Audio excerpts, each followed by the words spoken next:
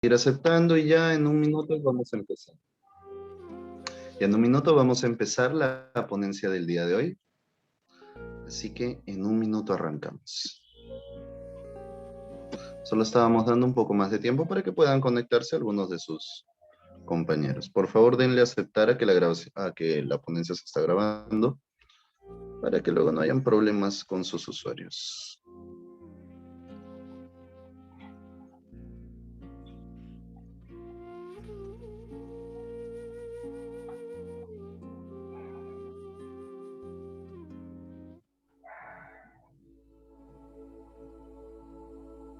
Ok.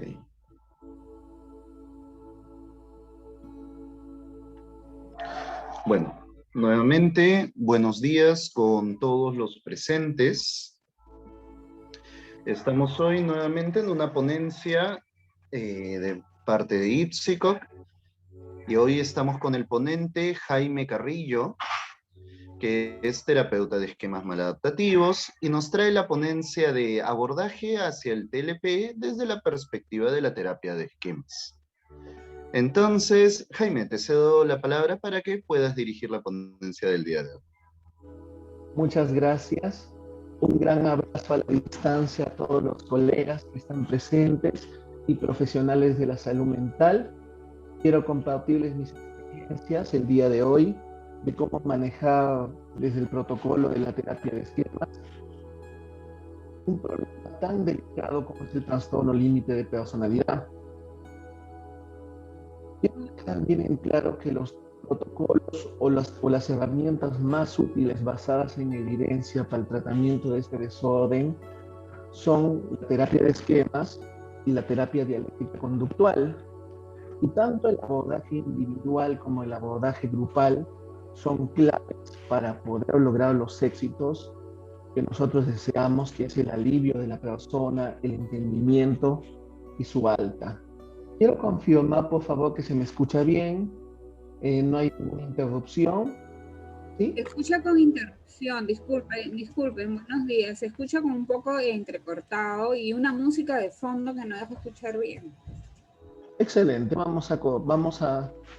gracias por tus palabras, vamos a optimizar eso, vamos a quitar la música, listo, gracias. Probando, ¿se escucha bien ahora? Sí, se escucha mejor, muy bien. Sí. Excelente. Se escucha un poco mejor, pero me parece que todavía entrecortado. Un poquito entrecortado, pero ha mejorado. Excelente. Déjame probar mi señal. Ahorita ya se evidencia que está bien. Estoy con una señal ya segura para garantizar que no haya interrupciones. Listo. Ya. Vamos a comenzar entonces con este seminario.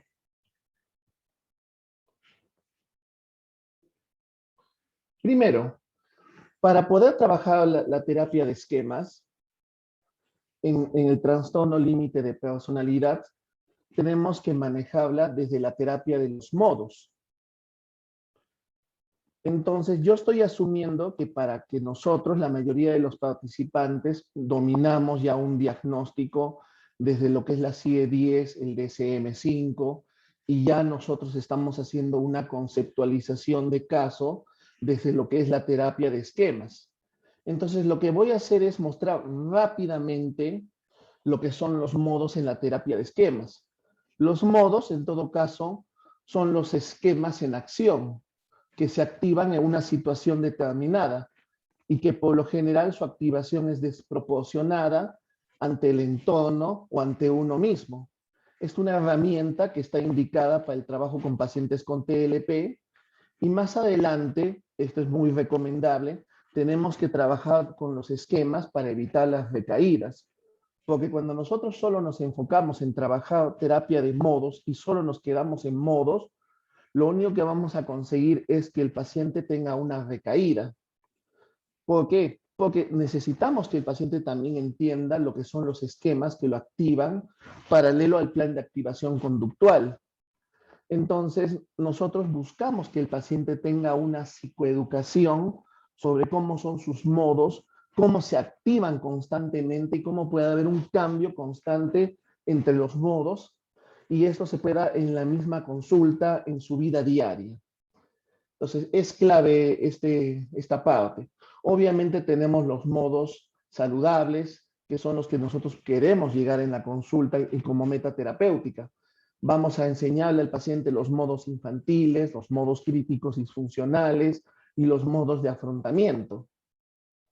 En todo caso, vamos a analizar los modos primero infantiles ahora, muy rápidamente, porque son las respuestas a necesidades emocionales no satisfechas que se dan desde la infancia y que se activan estos por los esquemas que están en dinámica con el ambiente.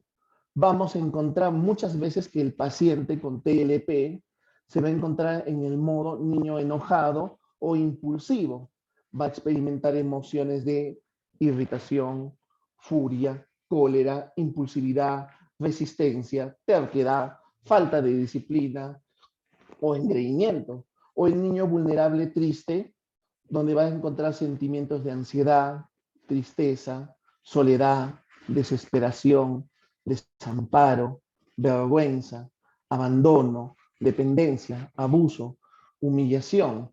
Entonces, es común que el paciente entre en estos modos, sobre todo en los casos donde entra un niño enojado o impulsivo y donde puede cometer conductas disfuncionales como violencia, conductas autolesivas que están también directamente influenciadas por el crítico interior, que también tenemos que son las principales causas del malestar del paciente con TLP.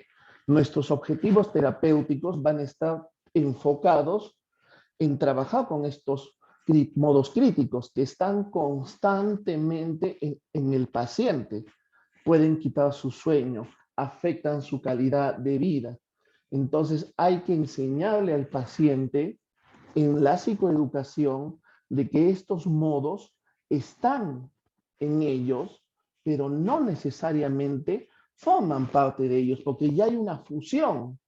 Entonces hay un crítico demandante, hay un crítico punitivo y están constantemente, no vales la pena, no valgo la pena, soy una basura, soy fea, nadie me ama. Entonces está constantemente ese crítico atacando a su niño o a su niña y lo que genera todo este malestar. Y las conductas, obviamente, de la niña o la activación de una niña vulnerable o una niña impulsiva. Luego van a venir los mecanismos de afrontamiento adaptativo, rendición, evitación o sobrecompensación. Lo que nosotros conocemos también, lo que es paralizarse, escapar o atacar. En el lenguaje de los esquemas es rendirse en la modalidad de cómplice rendido o en la evitación, donde vamos a encontrar con mucha frecuencia que el paciente con TLP se encuentra en el modo protector alejado, que es cuando se desconecta emocionalmente, o en el modo autotranquilizador, donde comienza a tener conductas como, por ejemplo, ingesta compulsiva de alimentos, adicción a redes sociales, sexo promiscuo, cualquier conducta que haga que se desconecte del dolor emocional que está experimentando producto del ataque constante del crítico interior, o el protector evitativo, que lo vamos a encontrar en mucha menor medida, o el protector enojado, y los modos sobrecompensadores que a veces se pueden confundir en el paciente TLP. ¿Por qué? Porque el modo sobrecompensador son modos ya donde hay una intención, hay una tendencia, hay un proceso, a diferencia de un niño impulsivo. Por eso hay pacientes con TLP que cuando no reciben ese apoyo, no están con el apoyo farmacológico, pueden tener conductas violentas. Pero eso no es una conducta matón-ataque, sino esa es una conducta propia del niño impulsivo o el niño violento. Aspectos a tener en cuenta. Ahora sí, entremos ya al protocolo en sí.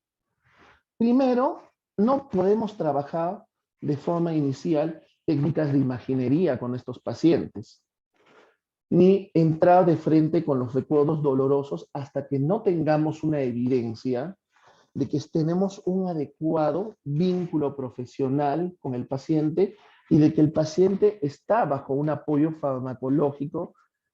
¿Por qué? Porque es común que los pacientes, por su nivel de sensibilidad, colapsen. Estas poblaciones, por lo general también les es muy difícil concebir un espacio seguro, incondicional. A veces las consultas terminan siendo su primer espacio seguro. En todo caso, yo siempre acostumbro usar una técnica de imaginería, no de sanación, no para acceder a recuerdos dolorosos, sino para construir espacios seguros en el consultorio, incluso con mucha cautela. A veces el hecho de cerrar los ojos para estas poblaciones puede activarles la desconfianza. Entonces yo trabajo mucho ese diálogo. Este es un espacio seguro. Yo estoy comprometido contigo. Yo sé que has vivido situaciones difíciles donde muchas personas te han fallado, pero desde ya quiero pedirte que comiences a confiar en mí. Yo me comprometo a respetarte, a estar contigo como profesional y comenzar a trabajar ese espacio seguro. En ese espacio seguro es donde nosotros lo trabajamos siempre al inicio de la sesión. Tal vez el consultorio sea uno de esos pocos espacios seguros y cuando yo construyo su espacio seguro, que puede ser un campo para ellos, siempre pido que se interconecte su lugar seguro con el consultorio. También es bueno con estos pacientes tener reglas claras sobre las reglas de tratamiento y comunicación fuera de terapia. Jeffrey Young, en una última conferencia, él mencionaba incluso que él permite una comunicación por mensaje de WhatsApp y máximo solo un mensaje por día. A ese nivel él llegaba en sus límites y hay que tener mucha claridad con ellos. Yo les voy a contar una experiencia. Yo estaba recibiendo un paciente en consulta, un paciente diagnosticado varón con TLP, y este paciente venía muy activado y su anterior psicoterapeuta tenía la costumbre de siempre recibirlo, escucharlo, así sea a la medianoche, así sea a las 3 de la mañana, así sea a las 7, interrumpir incluso sus sesiones con tal de atenderlo. Y el paciente cuando entra a consulta, porque obviamente su terapeuta se saturó, él me menciona, yo necesito que usted esté para mí. Y eso me menciona en la primera sesión donde hacemos el encuadre. Justo el viernes a las 6 de la tarde comienza mi día de descanso. Y ese día yo tengo la costumbre de apagar el teléfono y justo al día siguiente él tuvo una crisis. Y al día siguiente que comenzaba mi día, terminó mi día de descanso a las 6 de la tarde, yo prendo el teléfono y encuentro varias llamadas perdidas, mensajes y fotos de él con su cara moreteada porque se había golpeado. Entonces resulta que él había tomado también la decisión de no volver a tomar medicación, no siguiendo el consejo de su médico tratante. Y en ese momento yo decido llamarlo, tenemos una sesión virtual a las 10 de la noche y en ese instante el paciente me confronta y me dice, yo he sido claro con usted. Yo necesito que alguien esté conmigo en los momentos difíciles. En ese momento yo decido, primero, cómo me manejo en esos casos. Lamento no haber estado contigo en ese instante. Estoy seguro que tal vez tú necesitabas a alguien en ese instante. ¿Qué estoy haciendo en esos momentos? Una reparentalización, una apertura también. Mira, yo te voy a decir algo. Yo te puedo dar mi palabra que sí tengo el deseo y la convicción de poderte apoyar y dar lo mejor de mí. para que tú puedas superar todo el dolor que estás sintiendo. Sin embargo, también yo como profesional necesito un espacio para mí. Tu anterior profesional tratante tuvo esa voluntad de darte ese espacio, pero al final, ¿por qué te ha derivado? Porque tal vez él no te ayudó a entender, y también como tú no estás trabajando ni estás permitiendo tomar tu medicación, vamos a trabajar también eso. Y es por ese motivo que tú también vamos a aprender cómo trabajar tu autoapoyo, una red de contactos cuando tú te sientas mal y necesites de alguien. Entonces, mira, fue un evento desafortunado, pero necesito que me comprendas. En ese momento fue un momento inesperado, recién estamos comenzando a tratar, y en ese momento el paciente comprendió. ¿Por qué comprendió? Porque hubo una combinación de reparentalización limitada, hubo una combinación de poner límites claramente, poder formar una red, y es ahí donde el paciente, devenido hostil, violento, se sintió comprendido, acogido, y también un poco de mi autorrevelación, porque en la terapia de esquemas sí podemos tener un poco de autorrevelación con mucha cautela, dicho sea de paso, y él pudo recién entrar en el dispositivo y ya estamos en la actualidad trabajando en modos. Entonces siempre es necesario con estas poblaciones tener reglas de tratamiento, y más aún cómo debe ser la comunicación fuera de terapia.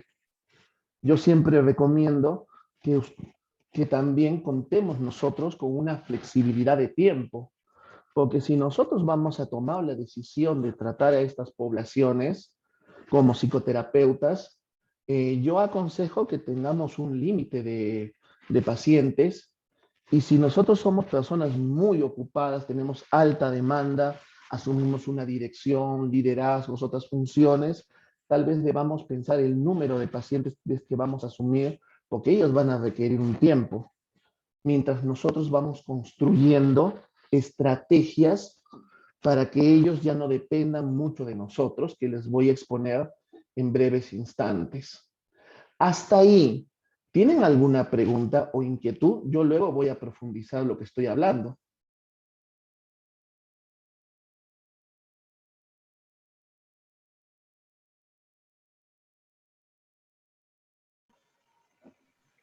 Claro. Sí. Si tuvieran alguna pregunta, pueden escribirla en el chat o pueden desilenciarse para que se pueda responder. Excelente. Voy a esperar unos segundos más y Una consulta. dígame, Kevin, ¿verdad? Sí, ¿qué tal? Buenos días. Con respecto a lo que dijo al inicio de comprometerse con el paciente, ¿no? Motivarlo, darle el espacio de seguridad donde él se sienta, ¿cómo poder plantear quizás ahí un límite en el que el estudiante, digo, el paciente se cree una expectativa muy alta del hecho de superación, y al ver de que quizás no encuentre resultados muy pronto, muy rápido, empieza a tener recaídas, empieza a quizás no querer seguir el tratamiento? ¿Cómo poder manejar esa línea, ¿no? Esa línea tan delgada de que él se sienta dependiente de, ¿no? Claro, para empezar, estas poblaciones son muy sensibles, tienen un buen manejo y entienden tu lenguaje gestual. Es por eso que nosotros en la terapia de esquemas no podemos impostar posturas. Tenemos que ser realmente transparentes, ¿no? En el ejemplo que yo les he contado, yo fui transparente. Era mi día de descanso. Y yo no puedo estar contigo todo el tiempo, a pesar de que yo deseo que tú estés bien. Entonces, en ese momento, lo que funciona es la transparencia y también tu capacidad de sostener y soportar lo que él te pueda decir, porque en ese momento se puede activar su modo niño violento. Te puede decir, entonces usted no me comprende, usted es como los otros, Y en ese momento tu niño, como terapeuta, tiene que estar en un espacio seguro y tú acoger ese dolor, siempre y cuando no cruce él tampoco una línea. Comprendo tu malestar, pero ¿qué gano yo engañándote? Por ese motivo es que tú necesitas un tratamiento multidisciplinario. El fármaco tal vez no va a ser la cura, pero va a ayudar o va a aliviar este malestar que estás sintiendo. Entonces tú les puedes hablar de esa manera al paciente. Entonces es una psicoeducación. La psicoeducación es clave mediante un lenguaje reparentalizador y si es posible, funciona mucho en esto es mi experiencia, manejar mucho el material escrito, los consentimientos informados. No digo que te conviertas en un burócrata que lo hagas firmar documentos, sino, mira, acá tengo esta ficha educativa donde vamos a entender qué es lo que está pasando en ti. Entonces, así es como nosotros nos movemos. ¿Te acuerdas que la otra vez vimos este documento? Mira, vamos a verlo y lo vamos a revisar las veces que sean necesarias para que puedas comprender esto. No sé si te estoy respondiendo tu pregunta, pero siempre es una combinación de lenguaje reparentalizador, ser genuino, saber cuándo tener una cierta apertura eh, y poder, cuando uno maneja la comunicación, mira, yo así como estoy trabajando contigo, también voy a trabajar con otras personas y esas personas también necesito enfocarme en ellas. Si tú quieres, puedes mandarme un mensaje y yo me comprometo a revisarlo, pero no puedo estar revisando todos los mensajes. Mándame un mensaje, yo me comprometo a revisarlo. Y es más, antes de que tú puedas revisar, envíame un mensaje a mí, hagamos juntos una lista de personas con las cuales tú puedes contar en los momentos que tú sientas estas sensaciones de angustia, de soledad. Kevin, tú dime si te he respondido tu pregunta o por dónde va tu Sí, muchas pregunta. gracias. Ya más o menos un poquito más aclarado está el tema, ¿no? El hecho de poner límites, el explicar también, ¿no? Yo lo hablo como el tema del contrato terapéutico, ¿no? Explicándole los procesos y cómo se va a trabajar con el fin, pues, de evitar quizás este apego extremo que pueda tener un paciente hacia nosotros, ¿no? Y, Gracias, obvia, muchas gracias. y obviamente, Kevin, más adelante en las herramientas tú vas aumentando. Ya vas a darte cuenta como, por ejemplo, las tarjetas recordatorias las podemos reemplazar con audios. Cuando le grabamos una técnica de mindfulness, podemos ahí hacer alguna reparentalización. Es todo un proceso. Ok, ¿alguien más tiene alguna duda? ¿Qué tal, doctor? Ok, Muy buenos días. Le dígame. saluda el psicólogo Luis. Doctor, el planteamiento que usted nos está haciendo en la exposición de hoy día es desde la terapia individual, no al paciente. Quisiera saber Sí. si nos puede dar algunos alcances sobre cómo el psicólogo también enfocaría con la familia del paciente, ¿no? En estas primeras sesiones, ¿no? ¿Qué recomendaciones tendría que darse? Claro, mira, el tema de la familia siempre va a ser un tema delicado. ¿Por qué? Porque la familia necesita, a veces te trae problemas muy concretos y urgentes. Yo te pongo ejemplos muy reales. De pronto yo estoy el 31 de diciembre, perdón, el 31, sí, el 31 de diciembre descansando con tu familia y te llaman la familia diciendo que su hija se ha escapado y están con el patrullero y ella está en una fiesta privada y nadie puede sacarla y ahí está tomando con un hombre que la ha jalado o la están sacando de un hotel drogada. Entonces son ejemplos muy concretos y muy fuertes. Entonces, en esos casos, lo que tú tienes que trabajar, así suena un poco doloroso, es enseñarles a la familia que ellos tienen que trabajar también el autocuidado. ¿Por qué? Porque si la familia está constantemente tras de ellos, vamos a hablar de algunas herramientas sobre cómo trabajar el niño del paciente, pero si a pesar de eso la paciente quiere escaparse, se violenta, ¿El padre qué puede hacer? Llamar a las autoridades, trabajar un tema de cómo trabajar una crisis bajo un enfoque multidisciplinario. ¿Por qué? Porque los familiares tienen que entender y no pueden estar todo el tiempo con el esquema del autosacrificio, o tal vez hasta la subyugación. No, el familiar tiene que ser también psicoeducado y tratado sobre lo que son los límites y el autocuidado. ¿Por qué? Es como el paciente, un objetivo del paciente con TLP es su autocuidado. ¿Y cómo le vamos a enseñar el autocuidado? Desde el ejemplo del autocuidado. Si este paciente se desborda, nos va a agredir al familiar. Tenemos que pedir ayuda a las autoridades y si este paciente quiere tomar decisiones que le van a traer consecuencias, tal vez eso forma parte del proceso para que este paciente entienda y tome decisiones que le ayuden a su cambio. Suena un poco desagradable lo que estoy diciendo y lo pongo para que cualquier persona lo pueda discutir, pero dentro de mi experiencia profesional es lo que ha permitido que los pacientes den giros y comiencen a cuidarse. Muchas Entonces, gracias, doctor. Sí, justamente usted está hablando acerca de la codependencia, ¿no? En estos casos y de cómo establecer límites claros y firmes, ¿no? Para evitar también esquemas en los mismos familiares. Gracias. claro, obviamente hay técnicas también cómo vamos a hablar con el niño, al paciente, a los padres hay que hablarles sobre los modos, cómo hablar desde un adulto sano hacia el niño, obviamente vamos a trabajar todo eso, ¿no? Y si eso falla, ahí viene pues el trabajo con la autoridad y también el tema del padre, los padres desde su autocuidado. Espero haberte respondido tu pregunta. Sé que te la estoy respondiendo parcialmente porque más adelante te la voy a aclarar.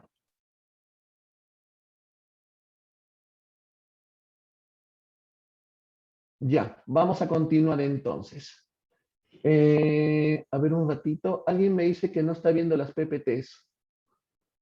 Sí se ven las PPTs, ¿no? Sí, sí se Sí, logra sí se ver. ven, sí se ven. Excelente. Ahora, vamos a pasar a la siguiente. Vamos a entrar al protocolo. Voy a ser práctico, pero por favor ustedes lo van a flexibilizar y van a tomarlo esto como a su criterio profesional. Siempre van a tomar en cuenta la reparentalización limitada. La reparentalización limitada, como la frase lo menciona, es una herramienta transversal poderosísima de la terapia de esquemas. Entonces, ¿qué significa eso? Nosotros reparentalizamos en todo. Por ejemplo, si vamos a trabajar técnicas de alivio emocional como el mindfulness, yo acostumbro mandárselas grabadas. Y cuando se las grabo, yo reparentalizo. Siento, estoy a tu lado, estoy contigo, entiendo tu dolor. Si tienes un esquema de abandono, quiero que a partir de ahora, dentro de mis posibilidades, voy a apoyarte. Tal vez no pueda estar contigo todo el tiempo, pero voy a ayudarte a que tú comiences a sentir tu compañía. La reparentalización se hace en el dispositivo terapéutico, o sea, ahí está la reparentalización global y también la específica que se hace más adelante en las técnicas. O sea, ustedes son reparentalizadores constantes. Todo el tiempo están reparentalizando. Prácticamente el terapeuta de esquemas es un terapeuta amoroso. Ahora, ¿cómo hacemos con un paciente TLP? Palabra mágica, limitado. Cuando yo estoy con una paciente con TLP del sexo opuesto y que tiene síntomas, por ejemplo, a veces seductores, yo te voy a respetar siempre. Ten en cuenta que tú eres una dama o una persona digna. A partir de ahora quiero verte con el respeto que tú te mereces. Así yo les hablo. Es un lenguaje muy amoroso, muy respetuoso. A los padres también se les habla, porque yo les advierto a los padres, cuando son hijos son menores de edad o están bajo su custodia, por si acaso voy a trabajar de parentalización limitada, les explico la técnica. Entonces, por favor, no lo tomen a mal. El terapeuta debe tener claridad y bajo control sus esquemas y modos. Porque ¿qué pasa si el paciente entra en sobrecompensación y te agrede? Entonces tú vas a sobrecompensar o tú vas a levantar tu mecanismo de afrontamiento o vas a comenzar a ceder ante el paciente. Entonces, yo tengo ejemplos ingratos de profesionales que cedieron ante síntomas seductores de una paciente o se subyugaron o tuvieron miedo o no pueden atender más a las pacientes. Entonces, nosotros tenemos que tener claridad sobre cuáles son nuestros esquemas que tenemos y si se van a activar. Yo recomiendo que si nosotros estamos en un proceso de terapia y vamos a atender pacientes con diagnóstico de TLP o con trastorno narcisista de personalidad, yo recomiendo que hagamos un ejercicio de imaginería. Cerremos los ojos, vayamos a nuestro lugar seguro, busquemos a nuestro niño, lo pongamos en una burbujita, le digamos que lo vamos a cuidar, que todo lo que vamos a trabajar con este paciente no le va a afectar. Abramos nuestros ojos y a trabajar con el paciente. Luego vamos a trabajar lo que es la psicoeducación del modo. Yo como psicoeduco al paciente en el modo. Yo les cuento siempre una historia. A mí me funciona. Capaz a ustedes también. Yo les digo lo siguiente. Imagínate que este ambiente es el ambiente de tu mente. Tú ingresas y de pronto te das cuenta que hay un hombre que está violentando a un niño. O le exige cosas y lo humilla, o lo está maltratando, y ese niño o esa niña está llorando, sufre, o capaz la niña está haciendo pataleta, grita, le patea, pero al final es solo una niña. ¿Tú qué harías en ese momento si vieras eso? En ese momento yo siempre escucho muchas respuestas. Generalmente los evitativos me dicen, me asusto y me escapo. Otros dicen, los que están en modo sobrecompensador, capaz se lo merece y me siento a mirar. Otros dicen, no me meto. O otros dicen, voy y defiendo y lo mato a golpes a ese violentador. Entonces, o voy y defiendo a la niña. ¿Y después qué harías? Voy y abrazo a la pequeña.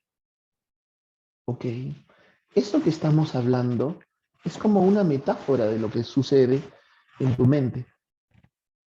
Ese hombre que está violentando o ese ser que está violentando a esa pequeña o a ese niño,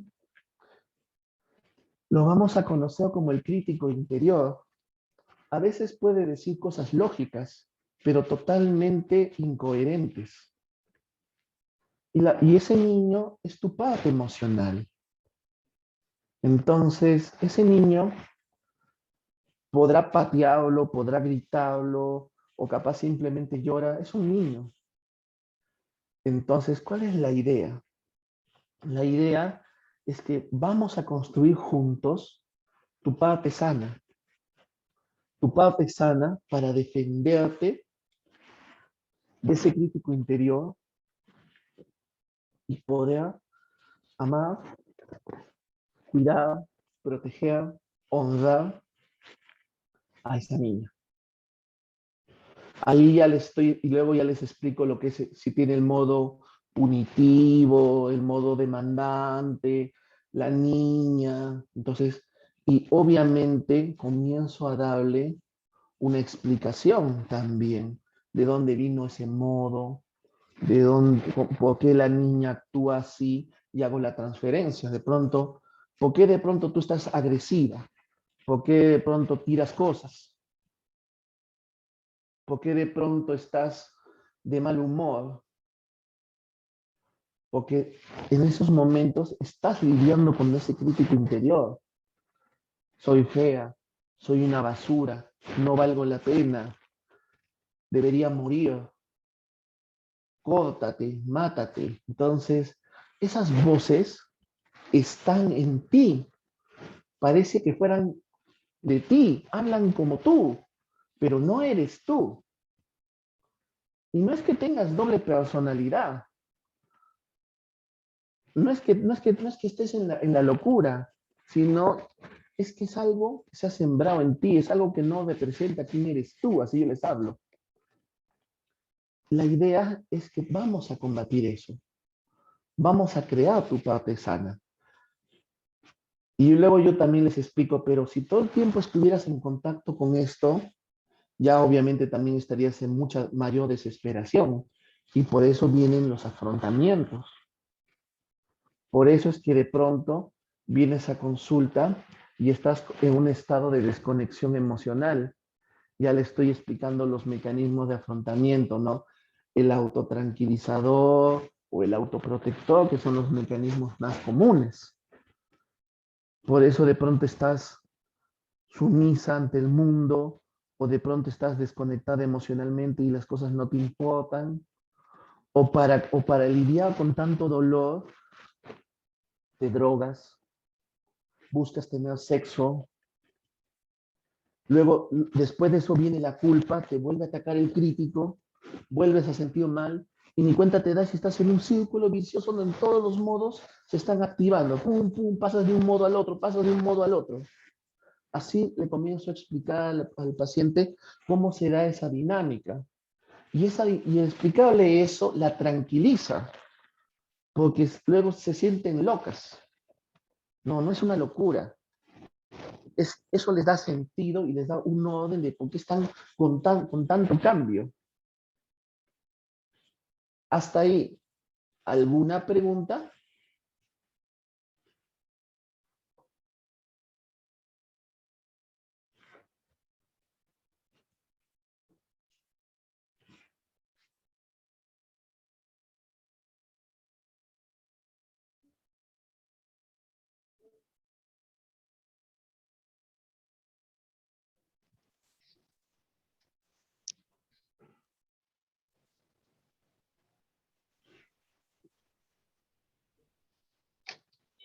Ok. Alguien va a hablar, creo, ¿no?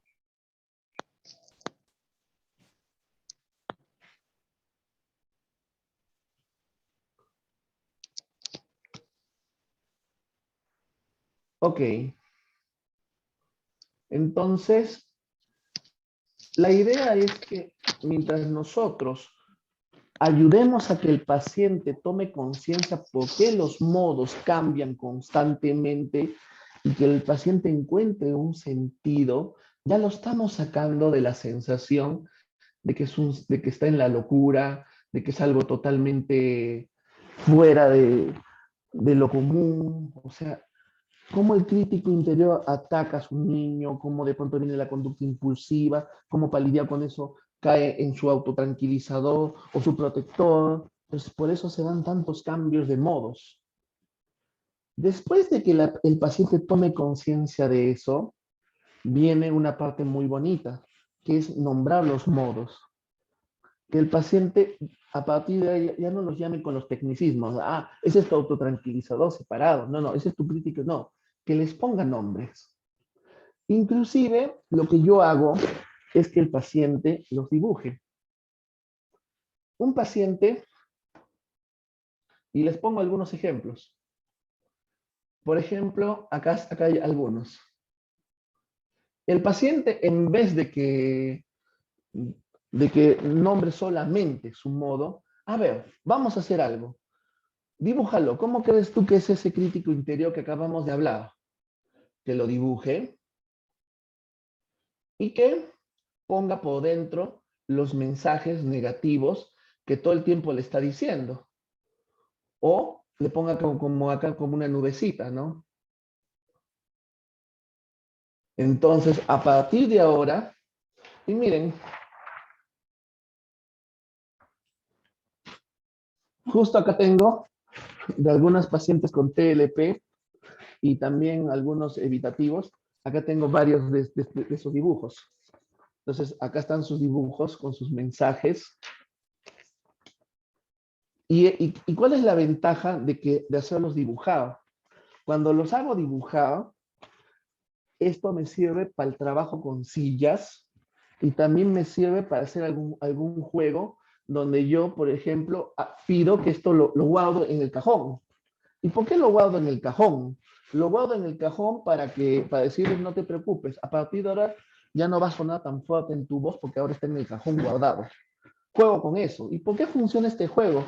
Porque se van a dar cuenta que muchos pacientes con TLP tienen conductas regresivas, son como niños o niñas. Entonces ese juego funciona. Acá tengo una paciente que su crítico interior de ser un monstruo, en la evolución de su tratamiento, su crítico interior se convirtió en un cangrejito. Entonces, los mensajes de su crítico interior eran: no hay futuro para mí, ya no hago falta a nadie, nadie me necesita, no soy capaz de encontrar soluciones, soy una cabra, molestia, fastidio, no aporto valioso a mi familia. Era un monstruo. Y con la evolución del tratamiento se convirtió, voy a compartir pantalla creo, en un cangrejito. Entonces, la paciente, cuando yo le invito, toma conciencia cuando se te active tu cangrejito. Ah, sí, ya se está activando el cangrejito. ¿Y qué estás haciendo? ¿Qué haces cuando se active el cangrejito? Simplemente imagino que lo piso. Lo miro, lo confronto y pienso que mi vida es más valiosa. Y si el cangrejito te dice que te mates o que te lastimes, simplemente no le hago caso. ¿Por qué? Porque es un cangrejito. Entonces, sí, los hacen en el momento o cuando están solos. La respuesta es: los hacen en el momento, en la misma sesión. Los dibujos sí, los dibujos de los modos. Dibujan los modos, que dibuje su crítico interior, que dibuje su mecanismo de afrontamiento. Entonces, estos son dibujos que hace el paciente en el momento de sus modos. ¿Ya? Entonces, el paciente nombra sus modos, los dibuja, trabajamos con ellos y también sirve para el trabajo con sillas. Entonces, ¿cómo comenzamos con el trabajo con sillas o un trabajo de imaginería superficial? Como nosotros estamos comenzando a moldear la parte sana del paciente, nosotros nos podemos sentar al lado de la persona en presencial o en virtual. Nosotros sienten mi presencia. Yo voy a hablar con ese cangrejito. Si el cangrejito, ¿qué te dice? No hay futuro para mí. Silencio. Estás diciendo mentiras. Para fulanita tiene gran futuro. Yo creo en ella. Yo la conozco más que tú. Tú estarás con ella 20 años acompañándola, pero ¿sabes qué? Yo la conozco 2 meses, pero he visto que ella es una gran persona.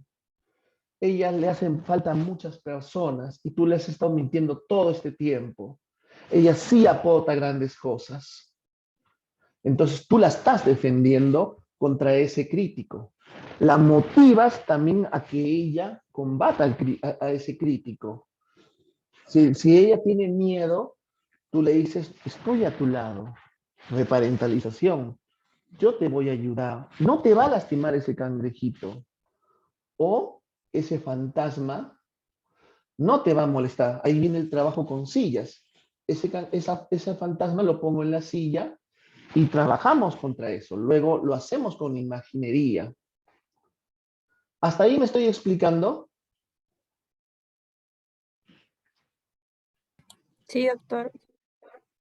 Ahora miren, hay un problema. ¿Qué pasa si el paciente viene con mecanismos de afrontamiento? Que eso es demasiado común.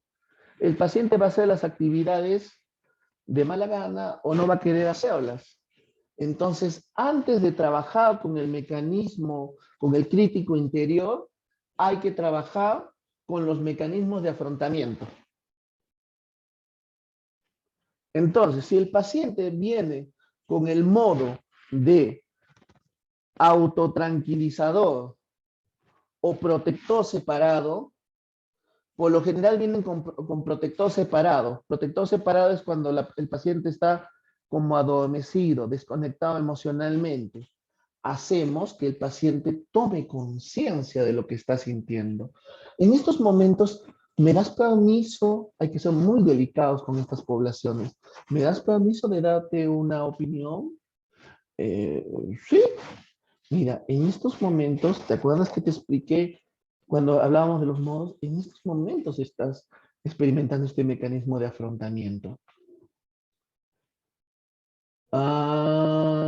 Ya, te voy a mostrar la imagen anterior, un ratito. Ya, ese es el cangrejito y el otro. Ya, sigo explicando. ¿Cómo ayudamos a este paciente?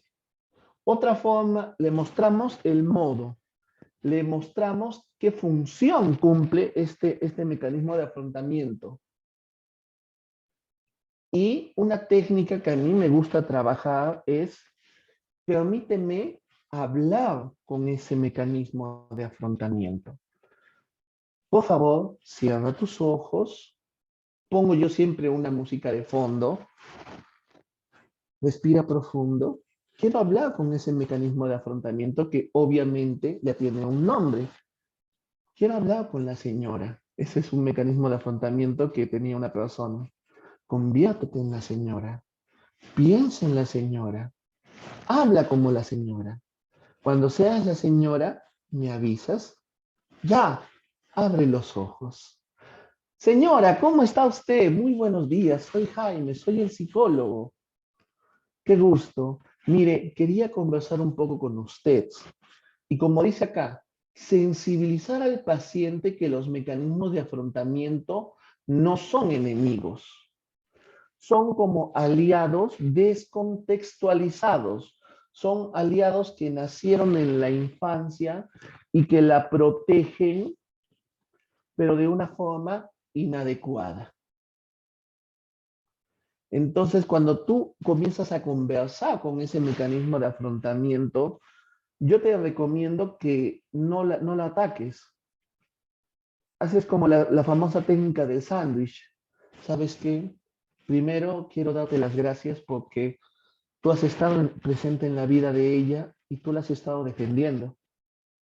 Pero ¿sabes qué? Ahora quiero pedirte algo. La has estado defendiendo del mundo, pero no la estás defendiendo ahora de su crítico interior, del cangrejo. Y yo necesito defenderla ahí. Necesito que me des permiso. Tú no eres su enemigo. Quiero trabajar contigo. Entonces, le muestras a ese mecanismo de afrontamiento que tú quieres trabajar con ella, que no son enemigos, que te dé permiso.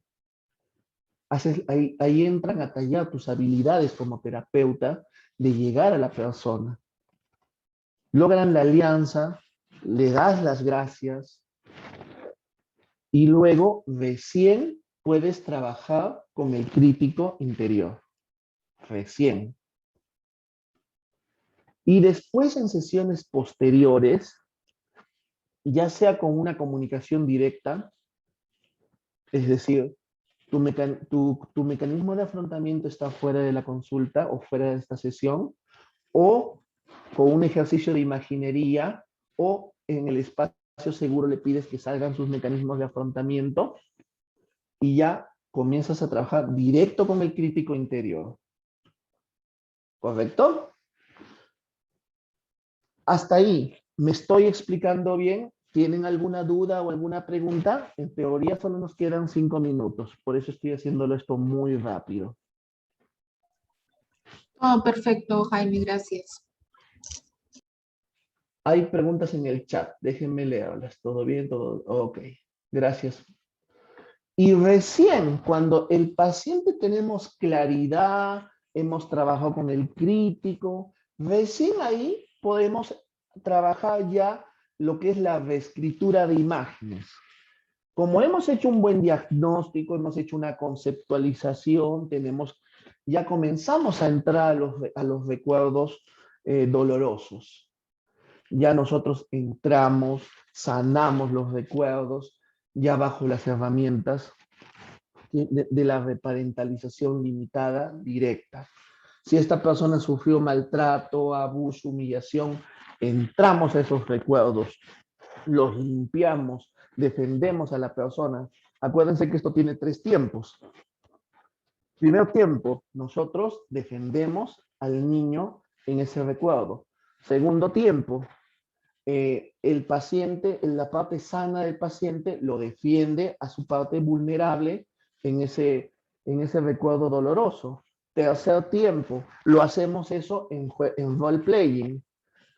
Transversal a todo esto, siempre vamos a manejar tarjetas de aviso recordatorio, vamos a manejar herramientas de mindfulness, pero vamos a reemplazar la tarjeta recordatorio por videos o por audios, bajo la misma metodología. Primera parte lo hacemos primero nosotros. Creo en ti, estás en estos momentos, se te está activando este esquema, pero sabes que yo estoy contigo. Segundo tiempo, que él mismo se grabe y él mismo que construya sus propias tarjetas, audio o video, tarjetas de recordatorio. Y en paralelo, como mencioné casi al comienzo, trabajar lo que es con la familia. Por eso acá está, ¿no? Reemplazar tarjetas recordatorio y cambiarlos por audios o videos. Fortalecer cognitivamente la parte sana del paciente. Y las terapias grupales pueden ayudar con mucho éxito al paciente con TLP. El único problema en las terapias grupales es que no puedes manejar mucho el feedback de cómo el paciente está vivenciando las técnicas de imaginería. Pero, por ejemplo, la técnica de los dibujitos funciona muy bonito en terapia grupal. Cuando terminan sus sesiones se pueden dar abrazos, pueden fortalecer las amistades. Obviamente tienes que tener mucho cuidado. Yo soy de la sugerencia que en las terapias grupales no haya más de 5 personas y que solo estén de un solo sexo, masculino, femenino, porque los varones a veces pueden tener problemas, se juntan, mejor un poco de cautela ahí. Hasta ahí, preguntas.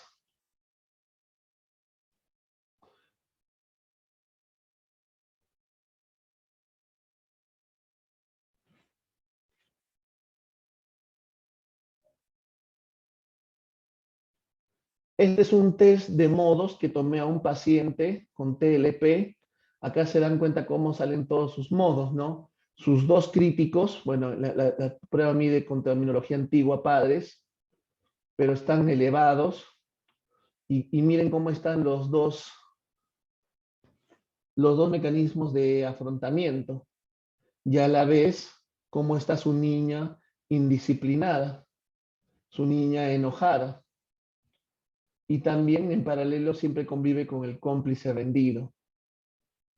Todo lo tiene la mayoría muy alto, menos obviamente el acosador agresivo, que es un modo de afrontamiento. Hay un test de esquemas. Hay un test de esquemas que se supone que todos los terapeutas de esquemas debemos de manejar. Hay un test de esquemas, un test de modos, un test de papá, un test de mamá, un test de rendición y un test de sobrecompensación.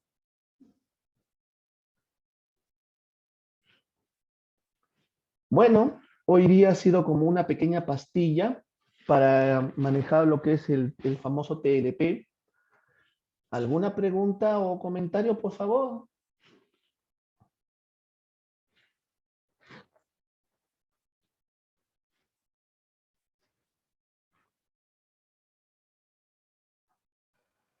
Si tuvieran alguna pregunta, por favor pueden desilenciarse o pueden escribirlo también en el chat.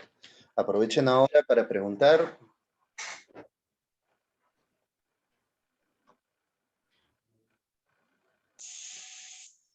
Buenas tardes. Sé que un tratamiento de este tipo para un paciente con TLP puede variar mucho dependiendo de muchas razones, muchas condiciones, el estado de la persona, etc. Pero en promedio, ¿cuánto tiempo crees que tome el tratamiento a un paciente de este? Por lo general, un TLP, yo he visto que no pasa de, o sea, no baja de 70 sesiones. Porque todo lo que te estoy diciendo toma su tiempo, toma su proceso. Entonces, y ten en cuenta que a veces no son adherentes a los tratamientos. De pronto, un día no quieren trabajar contigo, vienen con agresividad pasiva, se van. Entonces, es un paciente que te pone mucho a prueba, dejan la sesión, vuelven al mes. Entonces hay que moverse mucho, por eso demoran. O de Entiendo, pronto entiendo, no quiere tomar pero su ¿cuál sería medicación. ahí me salen dos preguntas, pero ¿cuál sería lo recomendable en sesiones, por ejemplo, una sesión a la semana, dos a la semana, al mes, etcétera? Y si siempre debería estar ayudado por medicación. La verdad es que el TLP siempre es multidisciplinario. Y en esa parte yo siempre me he plantado porque los síntomas siempre las descompensan. O sea, son proclives al impulso, son proclives al problemas del estado de ánimo. O sea, necesitan un trabajo multidisciplinario, entendiendo que la terapia de esquemas es es el eje de su recuperación. ¿Y la frecuencia de las terapias? Mira, las frecuencias de las semanas, yo particularmente lo manejo a razón de una vez por semana y cuando son casos delicados, dos veces, pero en sí me reservo a una sesión de emergencia si es que el paciente lo requiere. Pero si quieres una opinión, debería ser solo una por semana para no promover dependencia, porque el paciente tiene que estar estabilizado y tiene que estar bajo un trabajo multidisciplinario. Muchas gracias.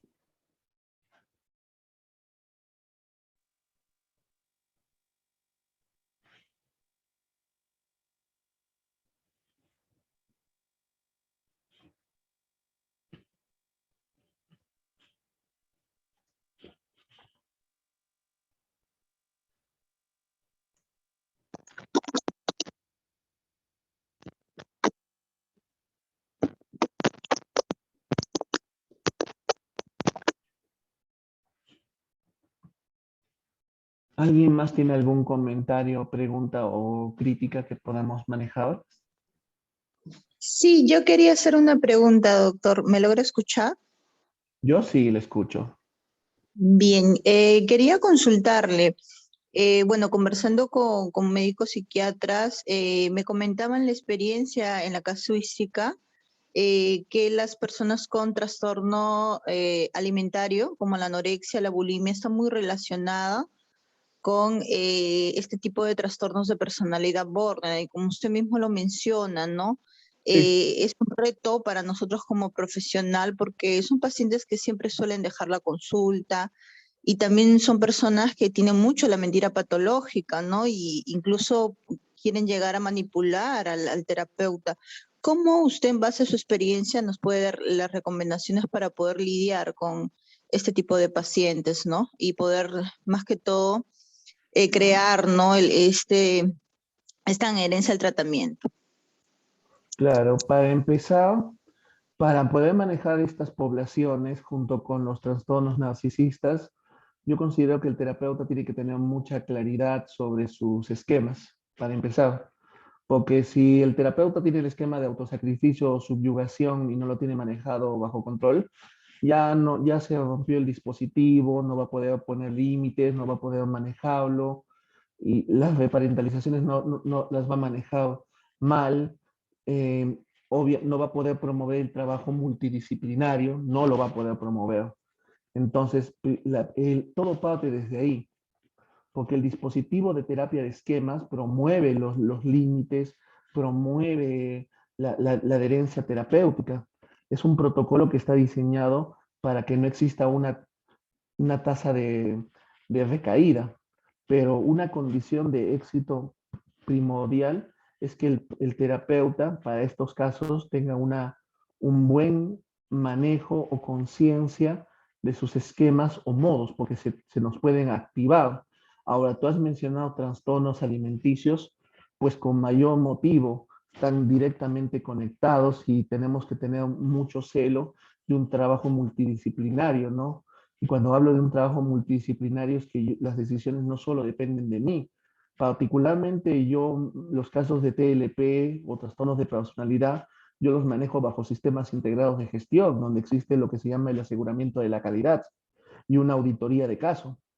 Entonces, el paciente está consciente y firma un documento donde hay un auditor encima mío, un auditor médico que supervisa que estoy tomando las mejores decisiones, que se están cumpliendo con los protocolos, que me estoy manteniendo en objetividad, que se están cumpliendo los estándares mínimos, psicoeducación con los padres, psicoeducación con el paciente, revisión de la medicación.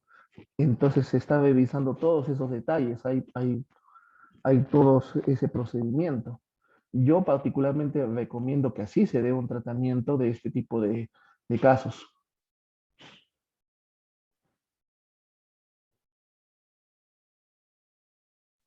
Si más no entendí, doctor, siempre, bueno, en este tipo de terapia centrada en esquemas, a este tipo de diagnósticos del TLP, se trabaja así como la dialéctica conductual con temas de llamadas telefónicas, ¿no?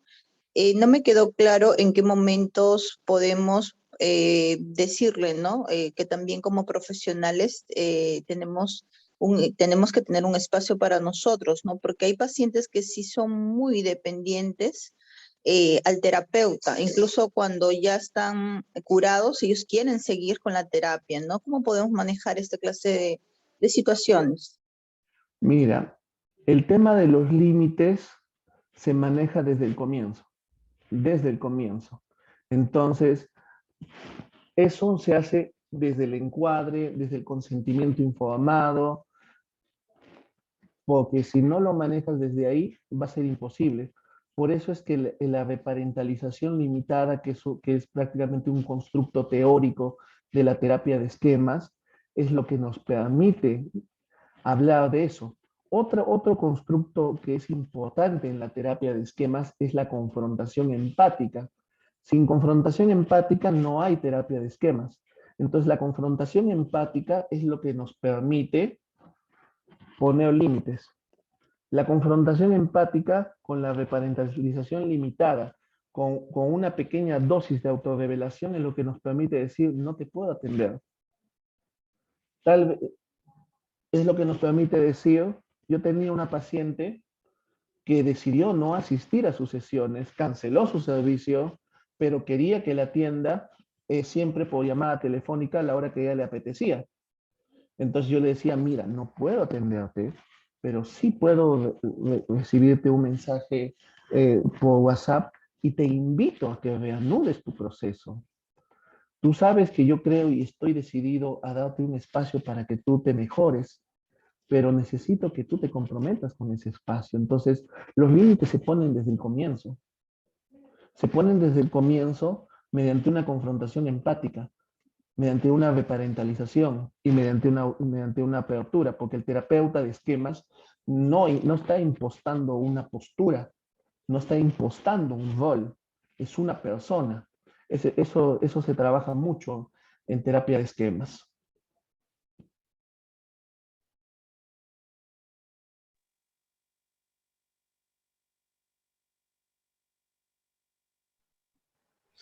Si no hay más preguntas, me gustaría poder hacer algunos comentarios, si me permite, Jaime. Sí, por favor. Vine apuntando algunas cositas, así como para poder comentar. Yo sé de que aquí en la ponencia se han usado distintos términos, como por ejemplo reparentalización, como por ejemplo modos, como el modo crítico, el niño vulnerable, los lados críticos. Bueno, y distinto vocabulario que se ha usado. Este vocabulario es el vocabulario que se usa en la terapia de esquemas. Si ustedes revisan, para aquellos que no estén tan familiarizados con la terapia de esquemas, si revisan videos de YouTube de Ipsicoc, en donde anteriormente ya se han mencionado estos temas, ahí explicamos cada uno de estos puntos. Inclusive creo que la primera ponencia que se sube a YouTube de Ipsicoc es acerca de la reparentalización. La reparentalización limitada, y además de eso, está también explicado los distintos modos que influyen aquí. Ahí se explica qué es, cómo trabajarlo, cómo fomentarlo en sesión.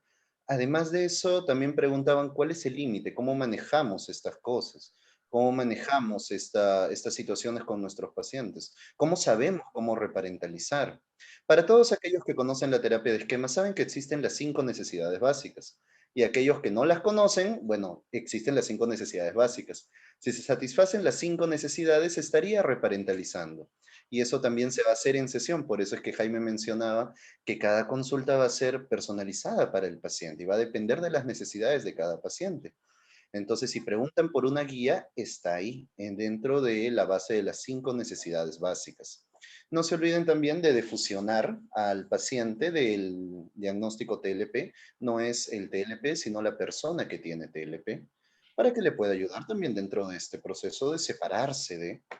Y bueno, ya seguro tienen muchas preguntas acerca de la dependencia y la reparentalización, y Jaime lo ha explicado bastante bien. Solamente que les recuerdo algo, un padre que nutre a su hijo, una persona que está reparentalizando, va a darle a la persona tanta atención como autonomía, y le va a permitir satisfacer todas estas necesidades. ¿Ok?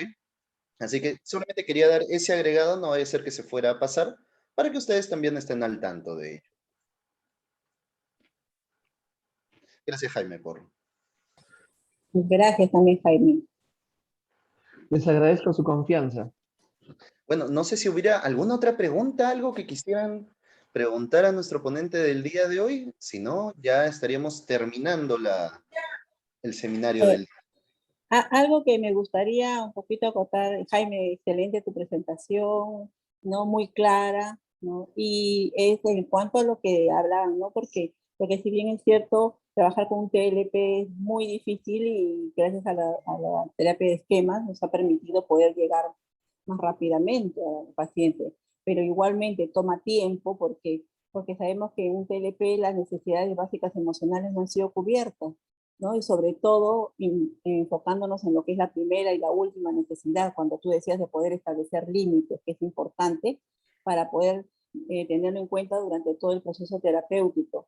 Entonces toma un tiempo prudente y en el cual vamos a ir viendo los cambios, pero como tú dices desde un inicio, ¿no? Poniendo las pautas, las correcciones y que vayamos regulando sus emociones poco a poco. Entonces, qué importante, porque a veces no es el tiempo, sino también la calidad del trabajo terapéutico que le pone cada uno de nosotros en la terapia, ¿no? Así que, bueno, eso y muy clara tu exposición, me encantó. Gracias. Bueno, Jaime, muchas gracias por haber participado, gracias por la excelente ponencia. Gracias también a todos ustedes por asistir a las ponencias de ITSICOC. Les recordamos de que pueden visitar la página de ITSICOC, ahí está el enlace también para el canal de YouTube, o pueden buscar el canal de YouTube en el mismo YouTube como ITSICOC. Y ahí están distintas ponencias que se han venido subiendo a lo largo del tiempo. También no se olviden de visitarnos en el Facebook de ITSICOC, en donde subimos los distintos cursos que se están dictando, cosa de que si es que ustedes quieren formarse en alguno de estos cursos, pueden acceder ahí y contactar con la secretaria. Muchas gracias, Jaime, por todo. Ha sido un gusto tenerte el día de hoy. Gracias. Y esperamos tenerte en otro momento. Muchas gracias. Gracias a todos ustedes también. Igualmente, gracias.